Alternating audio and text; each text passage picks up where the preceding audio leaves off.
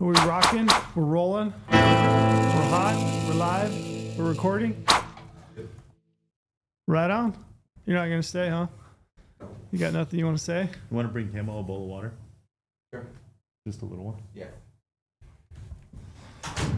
You want us to wait? No? have Omar make an appearance in the background? Exactly. Is he All for Camo. thirsty little dog? Yeah, he's been going hard with Piper. He's getting big. He's getting big. Growing right up. Are you still guys doing the weekly photo? Bi-weekly. Bi-weekly photo with Joe? Yeah. Have you looked at him? It's pretty different. Pretty stark? Just the 2 week, yeah. Yeah, that's it's pretty crazy. different. His head's even changing. Like his head looks older.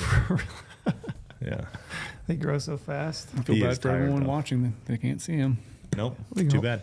We need a seat. What happened to his old seat we're going to get? Too I'll bad. get, So I'll, get sad. I'll get him a play seat. Okay. When he gets a little older, how many can like hold place? Well, He can hold place right now for a while, but Yeah, definitely but- not an hour. an hour and a half? 40 minutes. Just make him a little, make a little tree right here with a little, yeah. like, Little platform. dog blind. Yeah. I can barely hold it for an hour and a half. No, me too. So Striking I wouldn't Nancy. expect a dog to. How's your guys' weekend? It's good. Good. Lorenzo seems a little less enthusiastic. It was busy. Yeah? Busy. Yeah. I mean, the amount of sports my kid is in right now, might have to rethink this, but was busy. Saturday, all sports. Friday, Saturday. Huh. Thanks, bud. Dog bowl boy. Yep. Promotion. You're such a good water boy.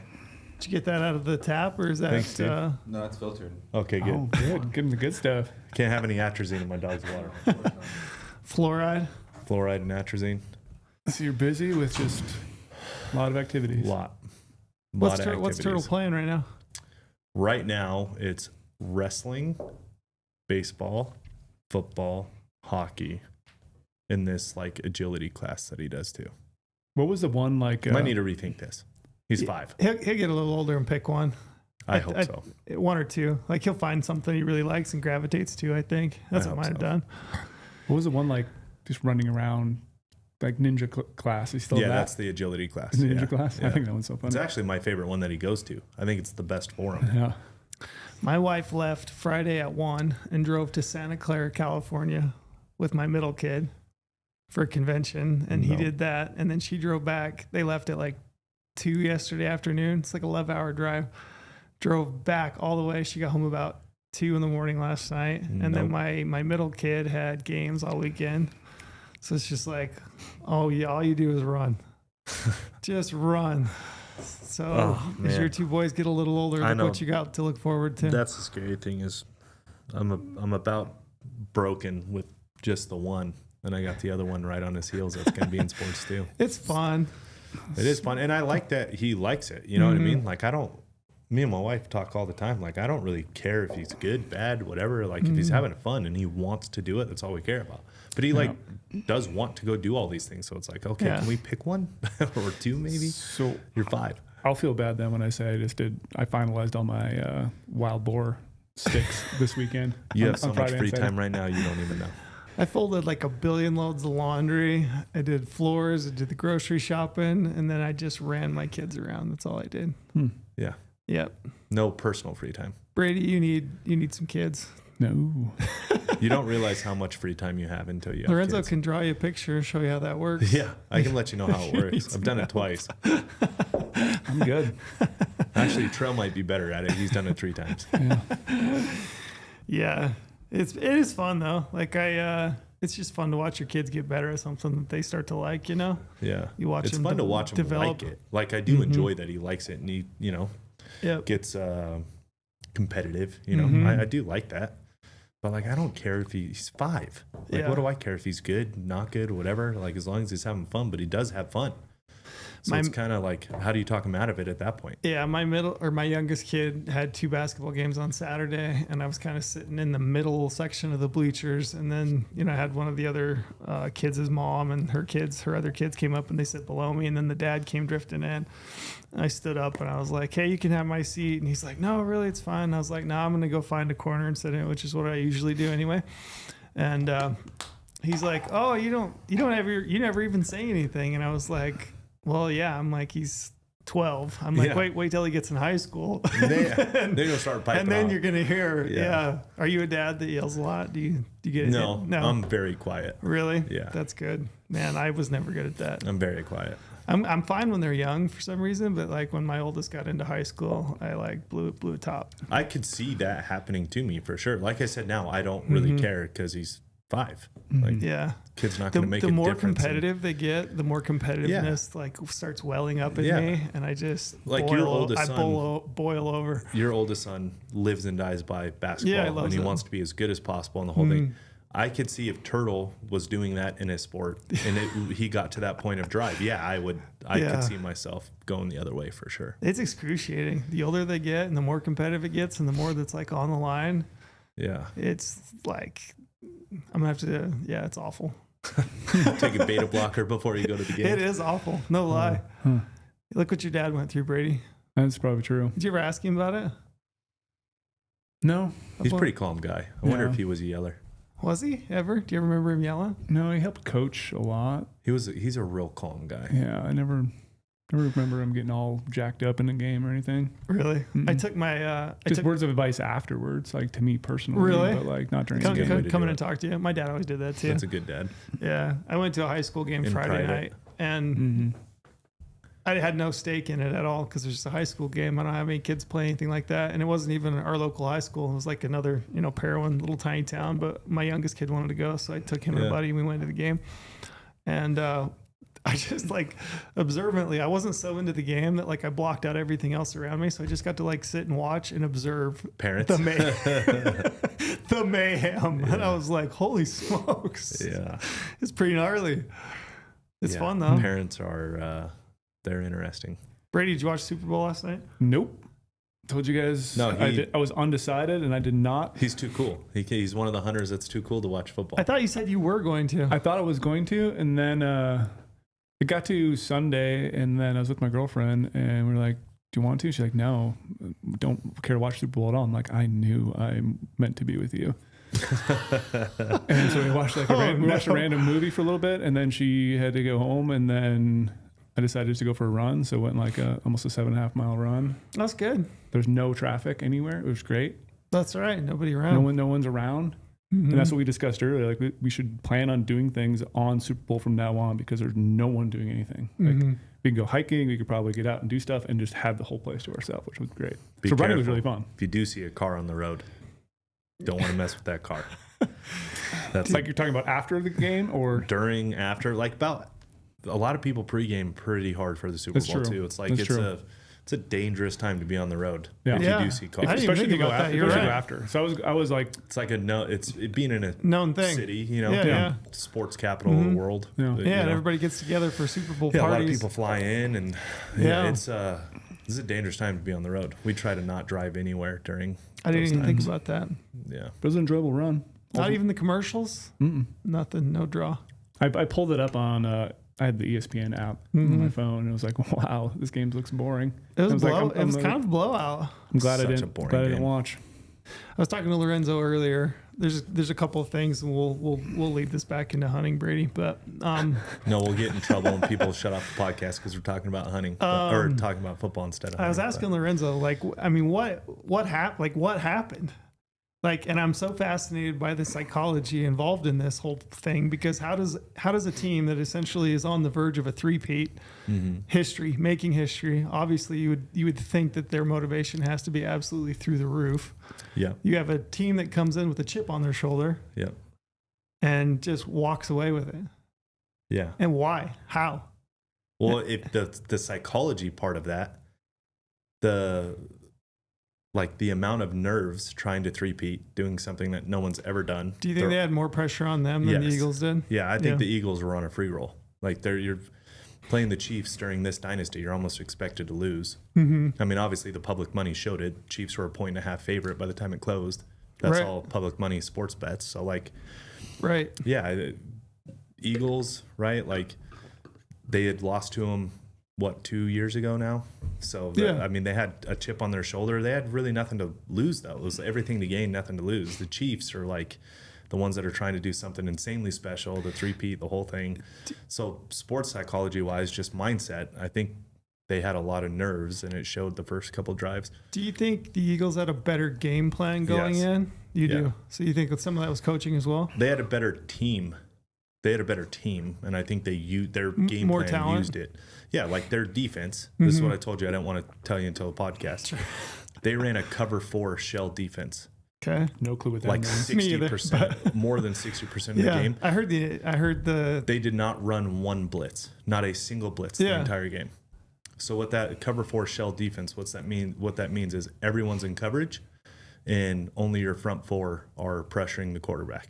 gotcha. So you have 7 defenders in passing lanes and pass zones. You have 4 And that's- rushing the quarterback. That's game plan and analysis. That is, we have better people, and so we're going to use our people against theirs. Gotcha. So it's not like scheme to try to get one up on them because you're evenly matched or anything.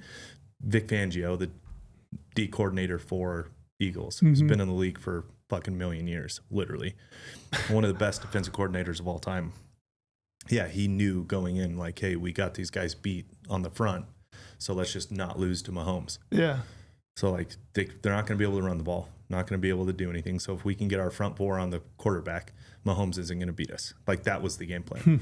We're not losing to Mahomes. Yeah, I always wondered as I was watching that, I'm like, how much is this the game plan? Like you had a better read on the game going into it, and you kind of were able to like extrapolate and hit their weak points, if you will. Yeah. And how much of it is just like psychological mindset. The other thing that got me thinking about this, you guys see over the weekend, Bodie Turner shot a 327X with the Matthews Genesis.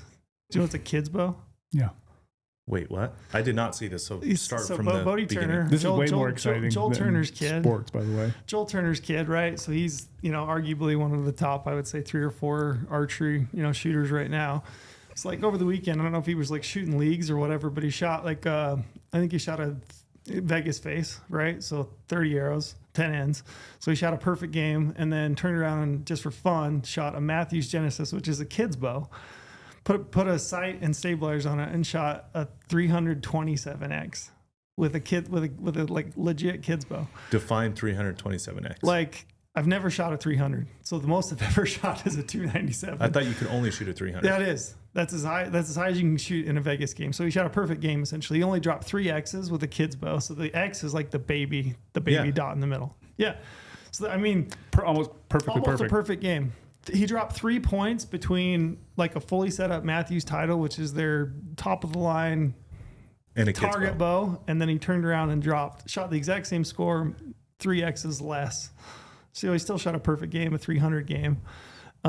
3 X's, dropped 3 X's over 30 arrows, which is in my mind, I'm like, how on God's green earth is that even feasible? And to me, like He's good.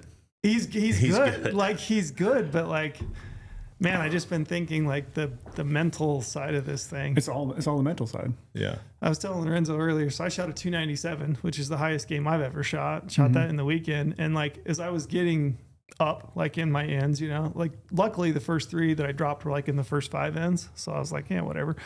But like, as I was approaching the end of that, I'm nervous. I'm sweating in my kitchen. Yeah. Yeah. You're not By even yourself. at an event. By myself. Yeah. I've got the Today Show on TV. I can there's like no stakes at all. Yeah. And I can't shoot a perfect 300, and yet this guy's shooting a kid's bow, and I'm just like, man, the mental mind Yeah. set. What I'd be really interested to know if like how much tuning went into that Genesis. Did he spend as much time, or Probably- probably just slapped it on there? Probably and- not a ton. I wouldn't think so. Probably But, none. like we look at how many times people tune Oh, a target yeah. bow, and it's like constantly you're tweaking things. Yeah, I And mean, like you just grab a random bow and you can shoot. my guess is that he well. probably put a rest on it, probably put his bars and his sight on it, and sighted it in 5 minutes with 3 or 4 arrows, and then just turned around and smoked it. So in that case, it go to show that you don't need the perfect tune. You need the shooter to be able to hold it mentally, and arrows can go where you think they're going to go. It's had me thinking, like, what? No, it's always the bow. It's not It's always just the bow. like golf. That's It's true. the club. Yep. You play That's bad, why go get new the new clubs. bow every single year is Yeah, way so better. you Yeah. Yeah. shooting bad, go get a new bow. The sight. I think you can probably pick up a few here and there, but ultimately it's the guy behind it. Yeah, that's very, very impressive. The guy throwing the pass, the guy shooting the bow. Yes. What goes through you guys? This has me curious. Then we'll hit promos here in a sec. But like, it made me wonder because like I've been shooting a bunch of arrows. Like, what does go through your mind when like it's a high pressure shot? Like, if you guys honestly assess things, Brady, like you shoot in Argali, right? You spent a lot of money on that hunt. Mm-hmm. Like, do you remember what you were thinking? just do everything I've done the last 10 months. No self-doubt? Mm-mm. Not at all? Mm-mm. No, I was honestly like, afterwards, yeah, I was an emotional wreck. Mm-hmm. But like during it, I was calm, collected, did everything right, dug bipod in, got the range, looked at the wind, did everything I know I did because I've trained to do that. I mean, that's probably what guys like Bodie just like, it's just automatic. I just want to know how in the mental game. I want to know how you shut it off. I was asking Lorenzo earlier. I'm like, how do you shut it off? I don't know if I shut it off. What goes through my mind is I talk to myself about like the randomest things. You know what I mean? I'm still in the moment, but like you and I were talking, the shot I made in New Mexico, I would agree is one of the better shots I've ever made. For sure. That's what we were talking about Absolutely. last time. It's one of my better shots. That and the shot I made on my bull in Nevada as well. Those are two. And the deer in Utah. Like those 3 archery shots are the ones that stick out in my mind. And all of them, the one thing I can tell you exactly what I did is just talk to myself about the randomest things. Like when I was at full draw and he's standing there by the cow, I'm like, oh, he's looking at the cow. Well, he's licking his lips. That's cool. Like, now he's following the cow. I should probably count his steps since he's following the cow and I can't rearrange Take an him. inventory of the situation. So I'm like 1, 2, 3. I'm like, okay, he started at 17. He's done this. Okay, I'm going to shoot it for 38 yards. Like I just try to talk. I don't try to. That's what I kind of do naturally. But those 3 things I can tell you for sure. That's what I did on those 3 shots. Just talk about the randomest things. Yeah. Like, oh, I wonder if he's going to turn. Oh, he's going to turn. The cow turned. He's probably going to turn. Yeah. So I should probably put my pins right there. And it's like literally talking to myself like that, conversationally. Shooting a lot of indoors has been interesting, just like an experiment in like focus. Because there's sometimes when I just can't focus. Well, that's how we talk about in the March Madness. I'm not a spot shooter and all that, and everyone gives me shit for it. But that's what it is. I have nothing to talk to myself about. Right. There's nothing going on. It's totally different. So I I'm think, just there's no variables to talk to yourself about. No. It's like, okay, I'm at full draw. Okay, the target's right there. Okay, my pin's on it. That's what I don't want to focus on. I want to focus on the Yeah, like he looks cool. I know Oh, I know I need to. He's got snot dripping out of his nose. Right. That's cool. Yeah. You know, Something like, to I don't focus on. have that when I'm shooting targets. yeah, because an animal to me, it's something's life.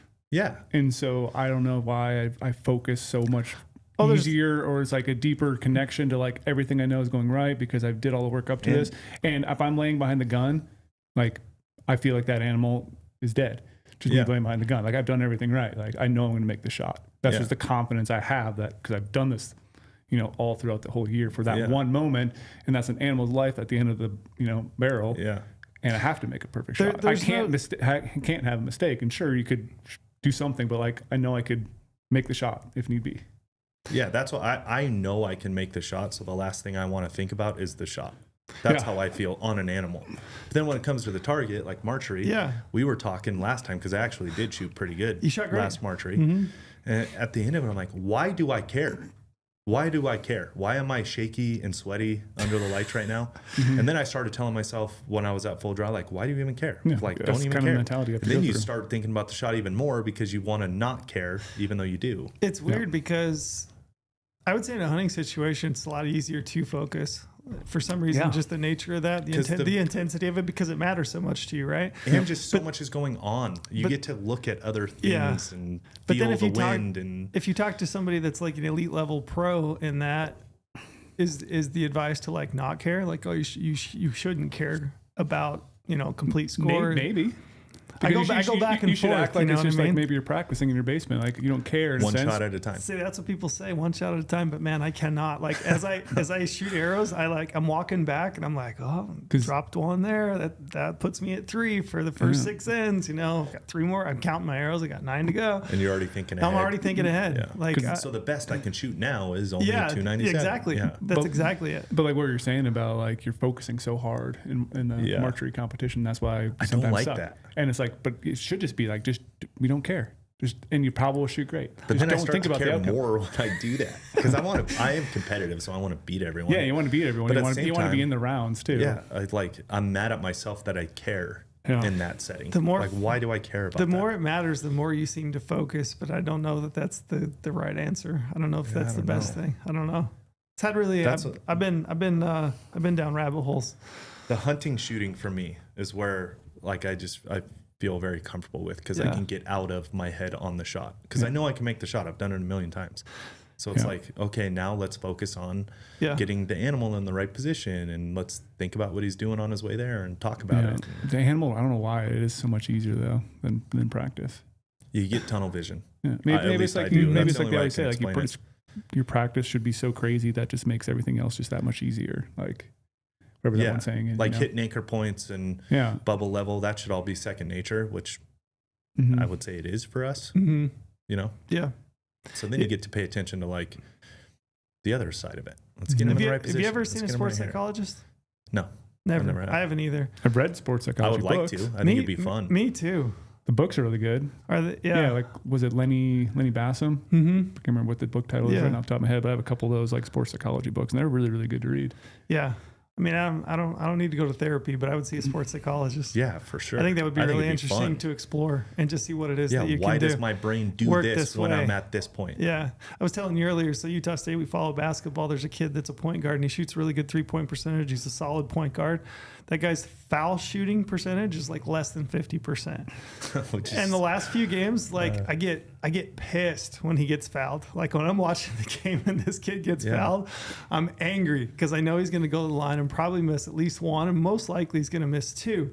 But the reality is, like, that's all in his head yeah, because he can clearly. he can shoot 3-pointers, make layups, he can hit shots in the key, but he can't make a foul shot. And I'm like, I want to know the psychology of that. That's like a target shooter. Sure. Like I can't Same. shoot a target, he Yeah. can't shoot a free throw. It's like it's too calm. I'm sure that's probably what he's thinking. It's like Maybe. it's too calm. You I have don't to know. pay attention so much to just the shot. Yeah. I don't know. Maybe Be we my need to guess. maybe we get a sports psychologist on the podcast. That'd be Yeah. fun. That'd be That'd be good. interesting. So I just looked up that book. It is by Lenny Bassam. It's With Winning in Mind. Okay. So if you haven't read that book, I highly recommend it. I Okay. have that one at home. Maybe I'll let you borrow it. But last time I let you borrow a book, Charlie didn't give it back I have to me. it. It's on my nightstand. You didn't give it back to me. Just saying. I actually looked at it the other day and I was like, I need to take that back to Brady. And Still then, haven't brought and then it I back. forgot. This book is really good. Like Yeah. it's a pretty easy read, but it goes through so many different examples about like because he was trained a bunch of people and Olympic athletes about like the mental management side of things. Do you know what's interesting though? Is I feel like I would not get the same out of a book as that I would with sitting and talking to somebody. Like I, Yeah. I could read the book, but I don't Yeah. know how I would interpret that into action. It's 100% me. I wouldn't even try to read the book. I 'cause feel like wouldn't- if I could sit and talk to somebody that can help give me, because like Joel Turner, right? We've talked about Joel, we just talked about Bodie. Like Yep. he has this whole shot IQ thing, and I've never been through his complete program to know like what it entails. But like I've listened to every podcast he's done with everybody because Yeah. I'm like I want to know what I can glean from that. But like I hear him talk, I understand it, but I don't feel like I can applicably use that. You would learn so much in person from him. 'Cause, like Yeah. all the years, like whatever, the last 5 years I've done, the Western Hunting Summit with Ryan Mhm. Lampers. I've given seminars, but always he's there. Joel is. And listening to his thing every time, I have a notepad sitting in front of me. I take so many notes and I've heard it 4 or 5 years in a row.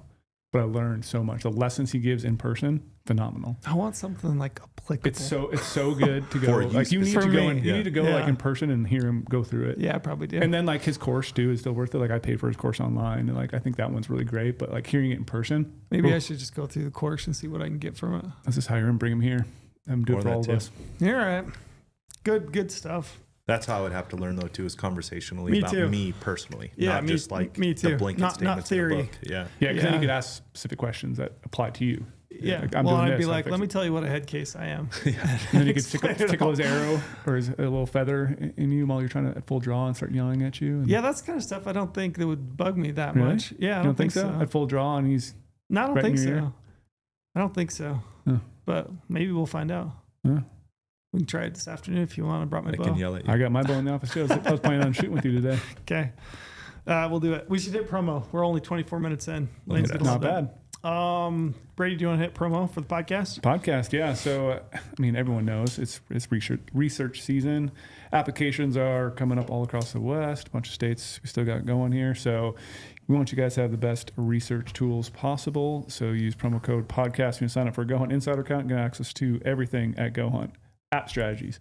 You got draw Mhm. odds. You got filtering. You got point tracker, hunt planner, GoHunt maps. You can research on GoHunt Maps with all of our research tools as well. Under the research tab, so if you're a person who wants to sit on their phone and do the research, you can actually research and plan for your hunts this upcoming year. So promo code podcast will give you 50 points back to the Gear Shop. And And I that's was $50 to spend on anything. I was told today we have the runway free and clear to talk about something new we have coming. Oh, we can talk about that. I was we told. can. I was told today we Renzo, can we talk. can We can talk talk about about it. Full runway? Full. Yeah, I was told we can talk about it. So Who told you full runway? Lane did. Okay, good. Yeah, Lane told me. He didn't that's tell cool. me full runway, so I was I was talking sure it was earlier coming about from this, the and I right was like, source. I don't. This might be one of those things where he said one thing and I heard another, but we're gonna run with it. are we gonna Roll open with it right now? Yeah. So Give people what they want. yeah, predictive draw odds. Predictive draw odds. You heard it here first. How do you feel about that? Stoked. What do you feel know about it? Awesome about that. I mean, it's what I know so far. It's only going to be on the standalone draw odds page. Yep. So there's going to be a separate. Basically, it's the same view, Mm-hmm. but you'll have predictive odds, and then you have normal odds, which are the odds that go off of year prior. The Yep. exact odds of how the draw worked The exact math of the year previous. previously. So you'll be able to see that, and then you'll be able to see predictive, which is potentially what this year is going to look like. Mm-hmm. And they've gone through tons of simulations of how to figure this out. And I can't remember what states it's launching with first, but a bunch of the preference point states. Preference point states. Yep. Those Yep. are going to be the easier ones to do. So you're going to again, it's not going to be that end all and be all in a sense, but it's going to give you a good idea of how things are trending for you. So maybe you can track point creep, how it's, getting harder and harder to draw a certain hunt every single year. And it's going to be super cool just to showcase that because I heard some pretty crazy statistics. Is like how true they think these are. yeah, like the confidence interval. Confidence interval. I don't want to blow that up yet, but we're Yeah, gonna, I'll just say it was high, high. Very, very high. really high. Yeah. Yeah, and I think it'll alleviate. I mean, every year we've talked about it. We'll get people that use the product and they'll use draw odds and they'll apply for a tag at their point level that they assume that they're going to draw, and then we'll get a nasty gram and they'll say, "Hey, Nastygram, I like that. nasty gram." Yep, That is good. Well, That's good good. You should coin that. I'm sure somebody. I stole Okay. that from somebody, but Sorry. Be like, oh, going said 100% draws and I didn't draw. What gives? That kind of comment. yeah, that kind of comment. That's my head went somewhere else. I was going to make a joke about something, but yeah, they'll say, "Hey, I didn't draw," and why, and they're upset, understandably so. And then we'll kind of have to explain to them how to utilize draw odds. And now, I mean, I think I would still encourage you being a more active user, so understand how the draw odds work, both historical and predictive. Yeah. Go back and look at the numbers, look at the number of applicants, the number of tags allocated at each point level, look at it yourself. But for people that are more passive, I guess I would say, like, this is a huge step. Like you'll be able to just take a look at it and, make a really high guess that you'll draw that tag and you'll be able to get your tag and go. I would highly recommend people watch that YouTube video you also did, a couple weeks ago, where you explained how you actually use standalone draw odds. That did not include predictive, because obviously we weren't talking about that yet publicly, but that you would go through and explain like why you can't just look at number face value, why there's also other things like how many people are applying, the trend, 5-year trends and all that stuff. And now you can look at predictive as well. And predictive is going to be awesome. It's going to be pretty cool. Yeah. And it opens We've the door messed for, around with opens it the a door for a little lot of other things too. I don't know if Yes, I want it to talk does. about it, but like Not those other- what we can do with Correct. predictive. Not those other things yet. Yeah. So predictive is going to be really cool. We've always said we couldn't predict odds, and I guess we still can't predict where people are going to apply in any given year, but by running A lot of modeling simulations. and Yeah. however the hell Millions of different models. however the hell they did it, we have a super high confidence interval. Yeah, that we that's can, what it comes down that we to can't is- predict odds. Predictive draw odds will never be 100%, Yep. but you can get to a very high level of acceptance of what what we believe it to be accurate enough that it's definitely worth using. Listening to those guys talking to Brandon, I would say it's probably more predictive than your own guess. Yes. Yeah. And No question about that. And what we were talking about the other week too is like hunters are they're very predictive in the ways that they apply all the time. And numbers and patterns and trends, trends are there for a reason, and humans make trends. So it's the stuff that you're not seeing, the predictive draw odds are going to be able to display that Yeah. in a number form for you. Yeah, I mean, it's like everything, right? It's just getting smarter, and it can take into account a lot more information and data and compile it and put it out in a format that you probably couldn't do on your own. Correct. And I think of it too, it's just another tool. We all passed math class, though, just to be clear. Barely. I did a lot of math With a lot of college. tutoring. But it's just another tool in your toolkit. Yes. Like you still have your standard draw odds, now you have predictive, and you have everything else to look at. So it's just another thing to help you make the best application decision for yourself. Yep. There's a ton of different ways to use it. and hope everyone gets a lot of use out of it. So Should be going live soon. Yeah.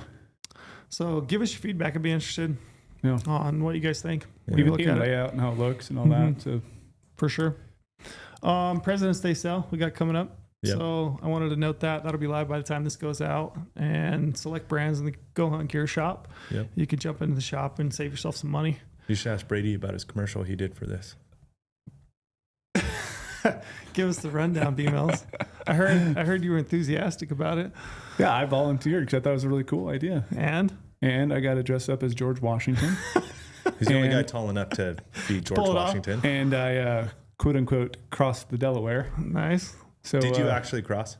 No. So Did the you funny pick- thing is, I was I have not, on purpose, I have Yeah. not asked about how this turned out. So So, what's- I'm hearing it for the first time. what's super funny is Omar was like, "Hey, we need a raft, and you're the only one at the office who has a raft. Do you want to use your alpaca raft?" And I'm like, "I'm not using my like multi-$1,000 Yeah. really expensive raft that I use for hunting. For this. For this, the chance of like, the chances of it getting torn or something are very slim." Yeah. But I'm like, I don't want to wreck it, so please, I don't want to That's use not it. what Yeah. George Washington would have said. No, Yeah. definitely not. Yeah. So it made it better. We looked on like, all these different stores around town. Like, can we get a little like kids raft? A rubber dinghy. And so Omar goes to like Walmart, I think, and they like ask the guys like, "Hey, you got any rafts?" He's like, "Hey, it's not rafting season right now." So they don't have any rafts available. So what does he do? Gets an inflatable mattress. Yeah, this is what I heard. Oh, wow. So I literally had I don't know what you call it, what size, but like very small inflatable A mattress. twin. Yeah, a twin. Twin or a Basically full. what you would Yeah. sleep on at your house for guests, Mm-hmm.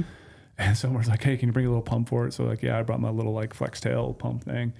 Tried to find a place to go, and we need a river. Yeah. Kind of hard to find water in Las Vegas. Yeah. So we found an area that Extremely dumps hard. out from a lake. That's whatever. I don't know why there was water there to begin with, but it comes out into like a little stream river thing. I was like, oh yeah, we could probably do it there. I've seen water there before. Should be water there now. Get all the way over there. It's a raging stream Oh, river thing. nice. Like there's step pools and like rapids and all this stuff. And like, ooh, Class 3? Class 2? What are we talking Even about? better, was there anyone around? no. Dang it. I know. That would have been way better. That was my No. ultimate hope. is When that I you were- first heard, so Omar came into me and he goes, "Hey, what is the betting odds that Brady can cross Lake Las Vegas on a inflatable mattress?" I'm like, wait, what? Yeah. Like, I thought he was canoeing. What was going on? It's like, no, we got an inflatable mattress. I'm like, there is zero chance he makes it across Lake Las Vegas. Yeah. So I have not heard where you actually crossed It's, or if it's you the made outlet it. below like Las Okay. Vegas. Okay. Yeah, How- and so like I started like trying to figure out a spot when we were hiking down there. And I was like, everything was like super fast, and like then there was a step pool drop off, like Are you, literally a 3 foot are you drop. hiking in there as George Washington? No, I didn't hike in George Washington. I know. So, but we hiked all the way down there, and I finally found a spot. I'm like, dude, this is pretty fast. Like I could definitely go because like my previous job before this, I literally rafted every single day and like really fast moving water in Montana. So I know how to do it. Not on an air mattress. No. Not an air mattress though. And And not dressed as George Washington. And I was like, well, we only maybe have one shot at this, so let's like try to like do something first, so I'm not gonna like totally fall in. But like if I fall in, we have to show it because it'd be Yeah. hilarious. What? What's great. the costume entail? Full head to toe George Washington. Wig, the whole deal. Yeah, Knickers? so I got the Yes. best. I'll show. Maybe we can put that on the podcast. Wig? But White wig? Mm-hmm. here's a. Oh, no way. Yeah. This is a full deal. People won't be able to see it, so maybe we can show it on there. Here's my selfie. This is the ultimate selfie. That's so great. And I kept my aviators on too, of course. That's just me. It's so funny. So yeah, I went on the water and started rafting, and went downstream a little bit. Like, can we go like downstream further? We'll do a drone shot. I'm like, I think if I go downstream, I'm going to end up having to go really far to a next pullout area because everything on this little stream river thing is like straight cliffs. That's why the water's actually really fast through there for an air mattress. Are you just sitting on it? Yeah, I'm like kneeling on it. And they had like an American Do you have a flag. paddle? I brought my paddles actually. And, Damn it, why is no one around to see this? I know. and then the problem was too, because the water's actually really cold, and I tried to inflate it extra pumped up or whatever. But of course, the thing's like deflating as I'm in the Yeah. water. So like I was kind of nervous to actually try to cross and go downstream a lot. So Did you ever fall in? never No fell in, way. Did you cross? I went halfway. Oh, man. I got Oh. scared because like the You water started didn't- getting really fast. You didn't invade the British and went out then, huh? You didn't Yeah. invade. America But the doesn't ad, exist America now. the ad doesn't will make it exist. look like I might have crossed. So that's all that That's matters. so funny. Yeah, but because of you, now America doesn't exist. Oh, I should You have. didn't- I'll go back and do it. Did you Still have time. did you enjoy it? It was really fun. It was really fun to be dressed up as George Washington, to be on an inflatable mattress in. You felt River. honored. For work, Yeah, for work. Yeah, getting paid to do that. That's pretty cool. Would you say and it was a you- good hike too. We actually had like, I don't know, 3/4 mile hike Nice. to go down to the river. Would you say you're more of a method actor? Did you get really into the character? Carry around a bayonet all day? Yeah, I started researching, trying to get my voice right, and like all these things. Had all That's these facts. hilarious. Yeah, Well, I can't wait to see that. it'd be fun. Me either.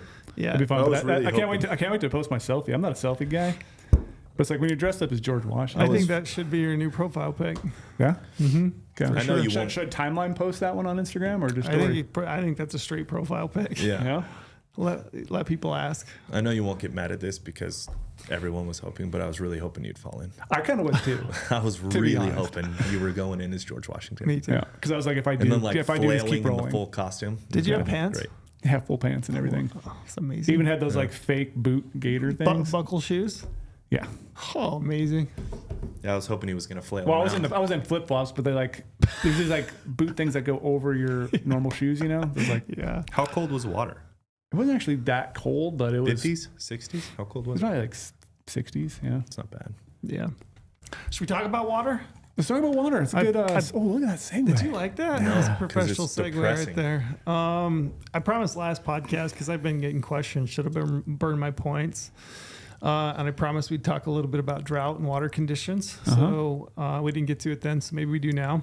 Yeah, that's the one thing I was looking forward to most in the last podcast. Oh, it was. I mean, the hunt story was really cool, yeah. but I'm always geeking out about these type of things. Give us a rundown on the current conditions Uh, across the West. So current conditions across the West it's gonna depend on where you live or where you're gonna go hunting. Some of the areas are really good. Some Are of there them good areas? Yeah, Is some of them are is there- 95, 100%. There's some a- silver lining. Two specific areas that are very There's good. there's a lot that are above 100% snowpack or snowwater equivalent right Okay. now.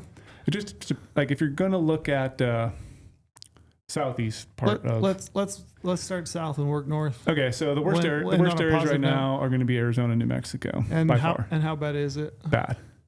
And southern Utah. Yeah. I was So talking, I'm looking at the map around like Las Vegas, southern Utah, like your area, Cedar City area, we're at 17% of normal. 17. And that's based on a 1991 to 2022 median. So 17% of normal of snow water equivalent. I was talking to my neighbor the other day, and he's relatively new to the neighborhood. He's been there about a year, and he was like, "Man, it seems really dry and really warm because it was like 60 in February." And I said, "Yeah, I think legitimately in my lifetime that I can remember, I think this is the driest winter year I can ever remember. Even when Yeah. we had those 3 years of drought not too long ago." We had some dry winters for sure, and they compacted because it was over 3 years. But I can pretty reliably say I think this is the driest I ever remember it. Like Yeah. it is dry. I mean, 17%. 17% is crazy. In mid-February is no joke. Yeah. So, and that's just that area. So it includes a little bit of Las Vegas, obviously includes Cedar City, but you drop into like places around Prescott, you're 4%, Flagstaff area, 13%, Whoa. 5, just north and east of Phoenix. You go way down south by Safford, 12% of normal. There's a 0. There's several zeros in the extreme southeast corner of Arizona and then New Mexico. Is New Mexico pretty much the same picture? 21% in like the western part, like Albuquerque. You get way up north, 36%. Northwest corner, it's a little bit better. It's 54%. Yikes. But 54% isn't that good either, though. No. No, not when you're So- halfway through February. I mean, this is why I published. So I had an article way back in the day and I updated it before the Arizona elk and antelope deadline because I like to use these maps Mm-hmm. for application season. I think it's Yeah. really, really good to use it during this app time. And Especially then- if you're utilizing points, right? yeah, and so they're very good to look at. And so the website I use, I was just going to ask you to say that yeah, so, so people know where to go. So I'll pull it up right now. So I use all the maps from, well, first you can use US Drought Monitor maps. I use those ones a lot to track drought. And then in combination of that, I use the USDA current snow depth maps and then USDA's snow water equivalent maps. Gotcha. So this article, everyone wants to check it out. It's called Why Drought and Snowpack Maps Are Important for Hunters and How to Use Them. Okay. I'll have them link it in the podcast. I think it's a very good thing to look at. And then you can click on this one by the snow water equivalent map, and you can actually turn on each individual states. You can go to basin conditions, and you can go year by year. And this is where I think this gets really, really powerful. I can see what it was last year, what it was 5 years ago, what it was 10 years ago at certain dates. So I started looking at these maps a little bit in like January, all the way through, through the summer, and then even into next fall as well. I want to be able to track sometimes like, okay, what are snow conditions potentially on some mountain hunts, but it's a little bit harder to do that. But definitely through app season and then into summer antler growth period as well. Yeah. And so like I was just looking at, these are dates right now from February 9th, which is yesterday of 2025, that I can go February 9th of 2024. And I can track when have those severe drought things happened on the snow water equivalent map, but also when have winter kill potentially happened too. So I did a lot of things broken down the bottom of that article, talking about the 2017 winter kill year and the 2023, showcasing all those maps and how that's going to impact things. And you can also track like Run us through the other states. The other states? Yeah. What about Colorado? Colorado. So this is where we're getting a little better then. So you go way north of like Salt Lake area, you're at 83%. Is any part of Utah decent, or is it pretty well all below 100%? The highest thing is Ogden, 83%. That's a good percentage right now, because Utah will get more in February, March. They could. Usually we get one real good one, like first week of March. Yeah. So right now, 83% Ogden, Logan, 93. That's a good number. East of there, 96. Great number. Some extreme northern Utah. Yeah, you get into like Wyoming, southeast corner, 106. Okay. You get up to like Region G, Region H, 105. Okay, we're good. So they're already there, and they're going to get more. And like there's majority of Wyoming is really good. 101%, 91% in southeast corner. You get up to like the northeast corner, you're like 86%, but there's some like 96% areas Wyoming too. mostly good though. Wyoming mostly good. Okay. Actually, almost ideal, I would say. I guess for the most part, right around that 100% of snowpack, you're not having winter kill. Yep. Loss. Yeah, if you're right around 100 with March still to come, they're good. Yeah, good. So Colorado, you mentioned Colorado. This is one of those states that's like, again, depends on the area. So that extreme southwest corner, you're kind of at 14%. And then you go more southern areas, 54, 63, Yikes. and way southeast, Pueblo, all that stuff in the Eastern Plains, 78%. But you get like Grand Junction, 70%. Central part of the state, Aspen area, 89%. You go northwest corner by like Craig, 89%. And you go Eastern Plains of like Denver, Boulder area, 97%. So mostly southwest. Yeah, and like 80s and 89s aren't that bad. Yeah, considering with more to come. With more to come, hopefully. Yeah. And that's why I said too, like you should track this every single month starting in about January. Yeah.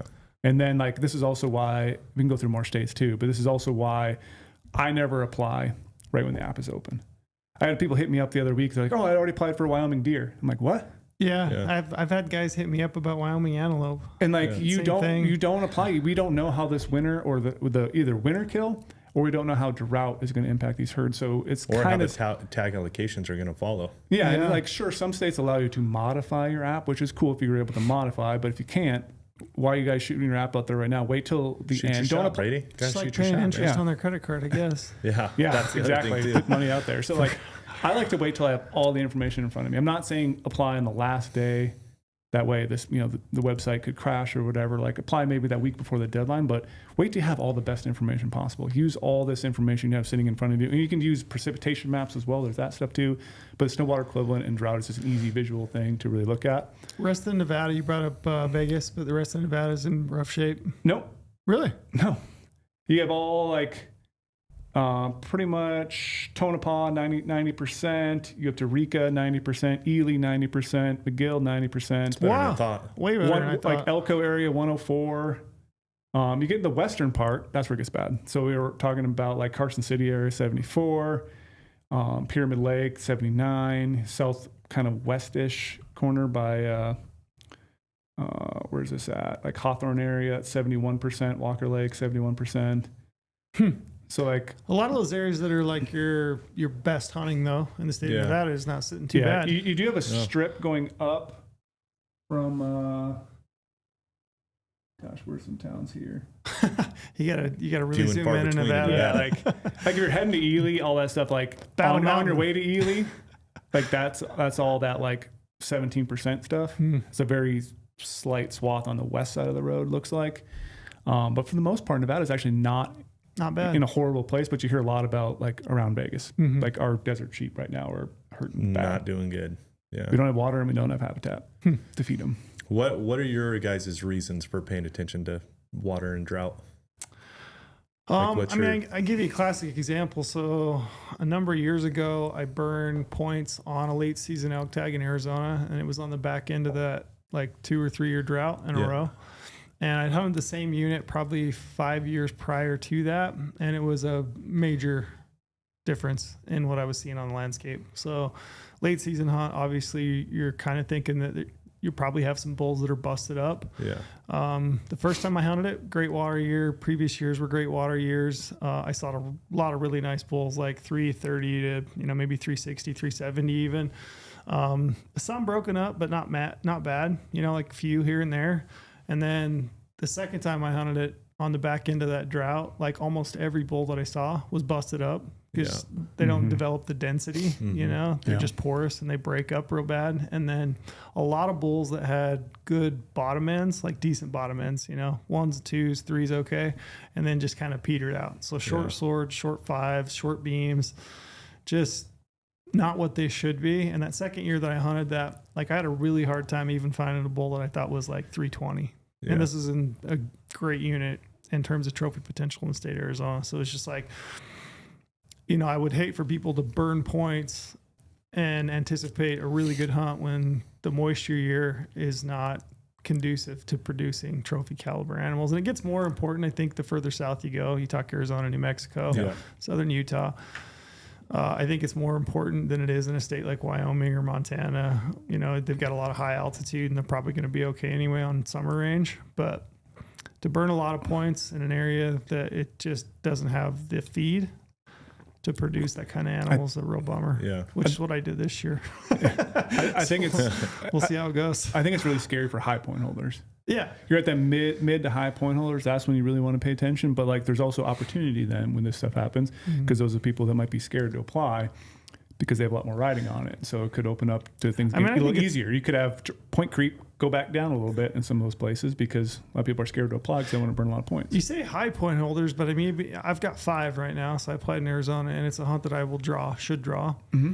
I mean, 5 isn't that many in terms of points in Arizona, but you're at a stage where you should start to consider 5 years of my life. Yeah. Do you know what I mean? And you're going to wait another 5 to 6, 7 years to get it again. Yeah. I mean, that's the difference from me being, 45 and probably 50 some in my early 50s before I potentially hunt that again. Yeah. And you do wonder, is the right thing to do to like maybe wait and pull that back a year and just see what the next year, because, maybe better quality experience. Is it a late season hunt? Mm-hmm. Yeah. That's what, for me, looking at this stuff, I typically look at it most for late season for being broke.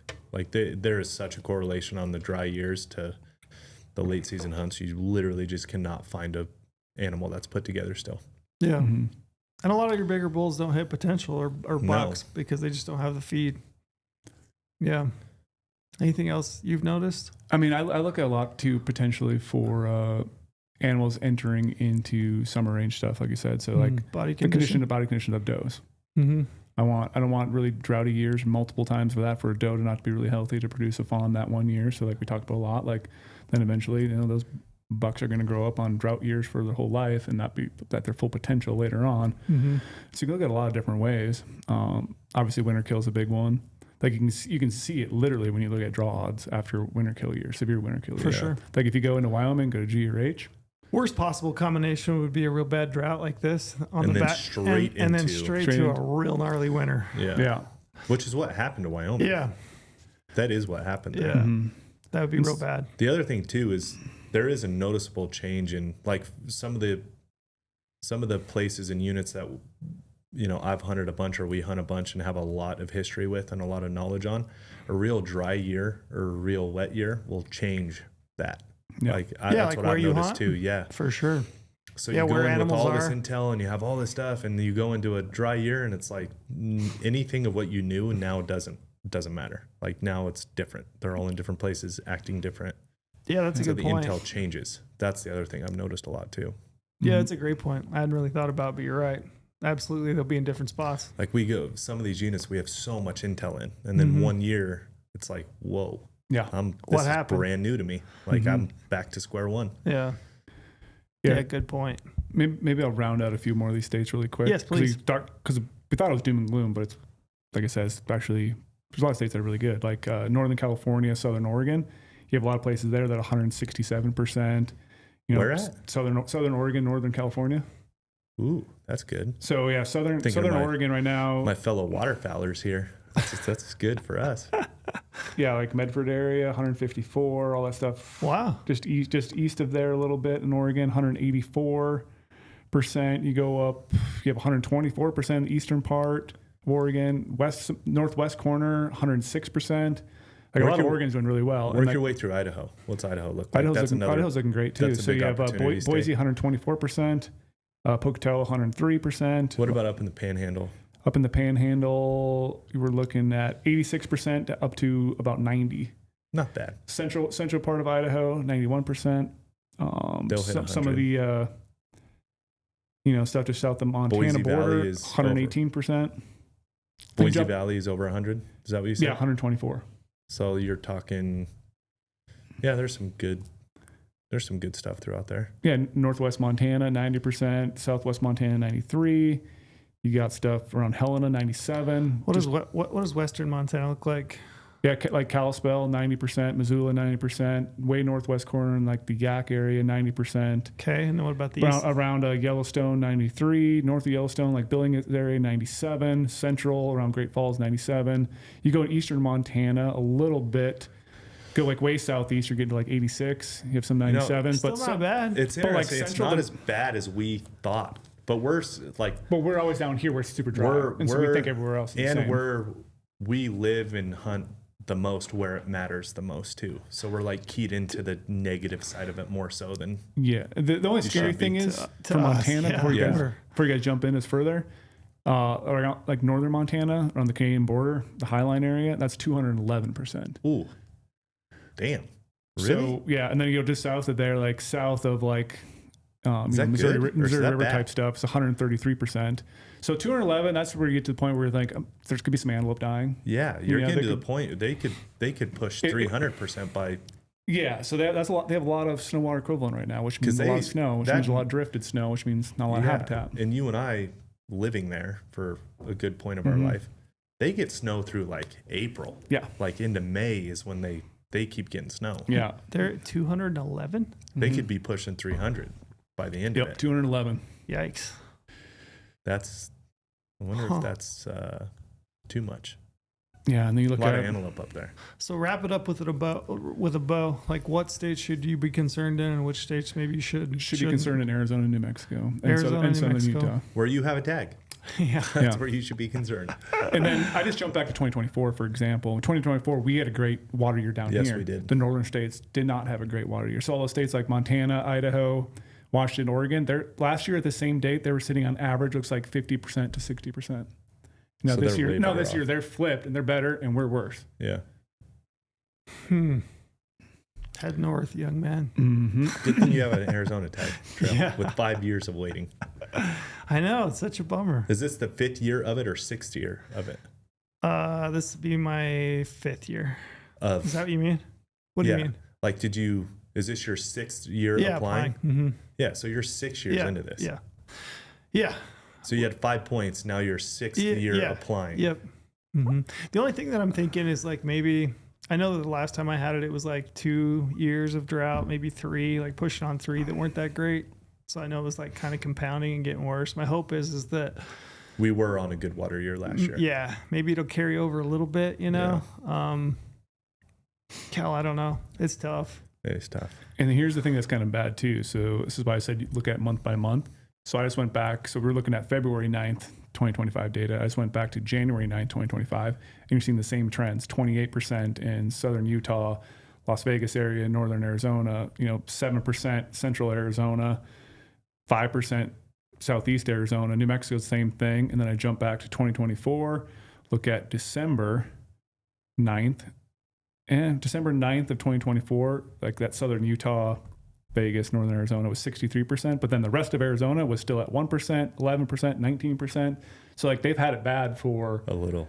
Yeah. at least 3 months going on now, December, January, and then into February of not any moisture. Yeah, I saw Phoenix broke their previous record, or maybe I have that wrong, or maybe it's the second highest, one of those things, of the longest span with no water. I saw something about that. It was either the second longest or the longest. So we're right now in Las Vegas. We're in the second longest dry streak in the city's history. We're at 206 as of February 4th. So that can be. Don't worry, we have a 45% chance. That's what I pulled up. 45% chance of rain on Are Thursday. you saying the second longest? The second longest. And our previous one was set in 2020 when it went 240 days without rain here in the Las Vegas Valley.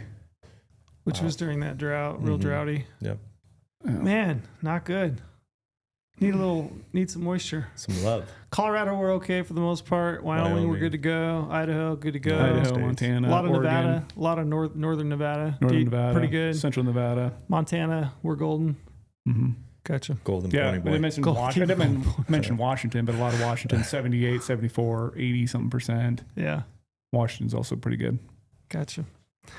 Well, that's interesting. So do your snow dance and rain dance. Have you ever not applied No. to a state because of something like this? No. I did save my points in Nevada one year and just did points. Mm-hmm. Actually, yeah, I did that too. That- In 20, I don't know if I would have drawn though. Mhm. Anyways, I Yeah. haven't drawn since then, even though I've been trying. But that year I did do points. Which is silly to think about too, because like, all right, you always have a chance in Nevada. Maybe you could pull a great tag and then like Yeah, look it was- at it. But I was like, I don't know if you could. And talking to everyone about our mule deer conditions, like what the herd's doing, I'm like, I just didn't want to have a tag. Like, I Yeah. would have turned it back in anyway. So I decided not to. Yeah, But that's the only one I can think of in recent memory that I actually just me too. purchased Just points instead once. of actually went into the draw. But yeah, it was just once. Yeah, I never have, but looking back, I there's don't know. definitely times that I should have.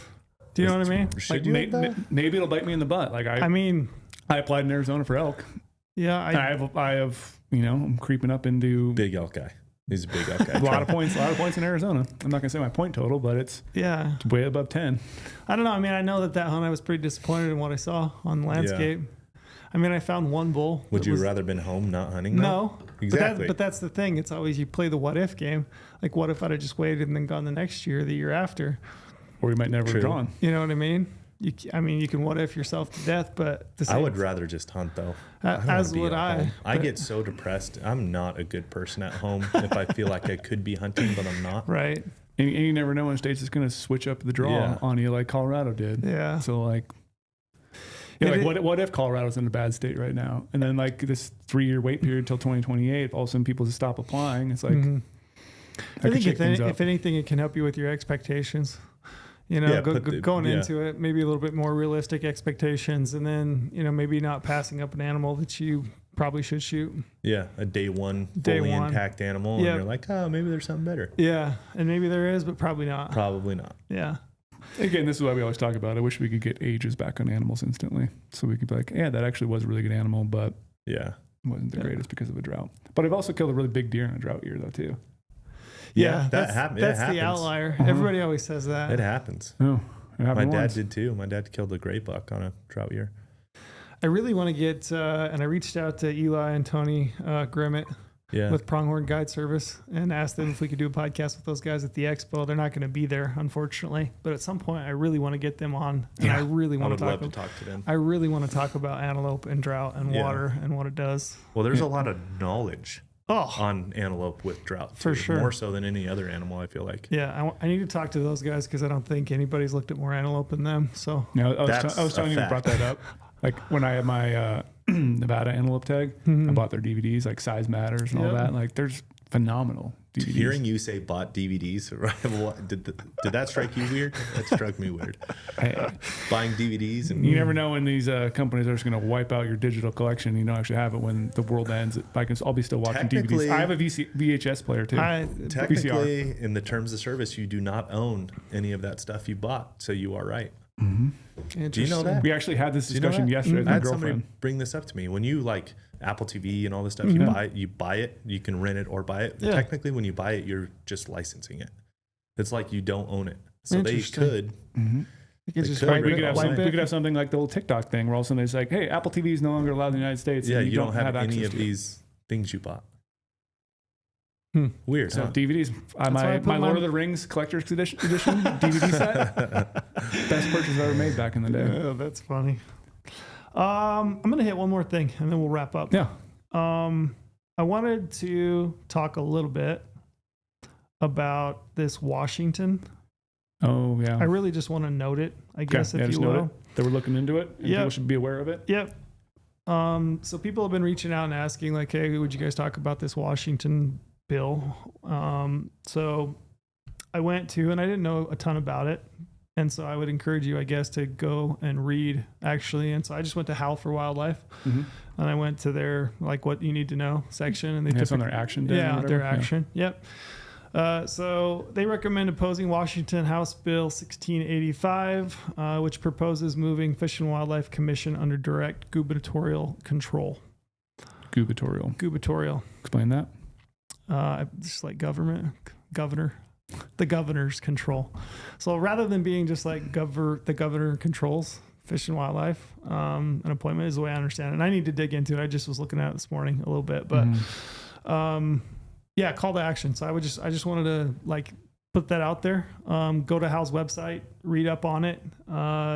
They have direct links to how you can help. So I would say jump over there and look at that. And then the other one, a call to action to support SB 769 in Oregon, which is local cougar management with ODF or ODFW oversight. It says that SB 769 offers a targeted solution for communities struggling with balancing cougar populations with declining deer and elk herds. Under this bill, each county's voters could decide whether to allow hound hunting, which while retaining crucial oversight by ODFW, which will continue to set seasons, quotas, and regulations. This means no county would be forced to adopt hound hunting, and any harvest would still occur under Oregon's long-standing science-based management framework. So I just wanted to throw those in on the tail end. Go check out Hal's website. Hopefully get a chance to talk to those guys and kind of find out what's next on their agenda and what they've got going on and how we can help. This Washington thing is a big issue It is a big issue. because I'm sure, hopefully, people saw the news article we posted back in January. New report calls Washington Fish and Wildlife Commission dysfunctional. Yeah. Yep, and they give three. Essentially, they went through and did an overview or review, which they are calling. It's an interesting read. I read it this morning. I'm trying to remember if I can come up with the name. I'll try to find it here in a sec. But essentially, they're urging number 3, essentially solution number 3, support for solution number 3, which would, I believe, here, let me find it real quick so I don't speak. This is like one of those times where you find yourself talking and you're like, do I really? I was that early in the podcast. Do and I I was really like, know- shoot, I need some. Do I some- actually know what I'm Do I saying? actually know? I what need some know? space right now to look this up real quick. Yeah, so option 3 is the best path forward. Reforming the commission means installing checks and balances. The commissions follow science, respect department staff, and abide by our state's law with clear guidelines and transparent method for removing those who won't uphold their mandate. The commission can once again serve its intended purposes to protect and manage fish and wildlife using unbiased data-driven methods. So the review is RUCKELSHAUS. Ruckelshaus review. So read that review. I'll let you pronounce that one. Yeah. Ruckelshaus review. So I would say read the review, read up on what they have to say on Hal, and then take the actions there at the bottom on how you can help. Yeah, because I mean, Washington's so messed up. Animal rights people in the commission, because it's all citizen appointed, like for wildlife stuff, just can't happen. Yeah. It just can't. And It's so then bad. I think you and I will probably be at their booth maybe for an hour or two Yeah. in Salt Lake. So stop by. I don't have a time yet, but yeah, we'll be there. Me either, but stop by and say hi if you're in the neighborhood. In between, or in our between us booth. podcasting. Yeah. Yeah, we have a full schedule. You Yeah. guys ready to just get absolutely blitzkrieged at the expo? It'll be a lot of work. Always is. Always a lot of work. But we got a booth. Yep. Stop by the booth and say hi. And yeah, that's it. for the week. Anything else you want to say? Closing remarks? No, see everyone up there. It's all like one of my favorite shows. I always like going up there to connect with people and hang out and see people you haven't seen in a year. All right, we're out.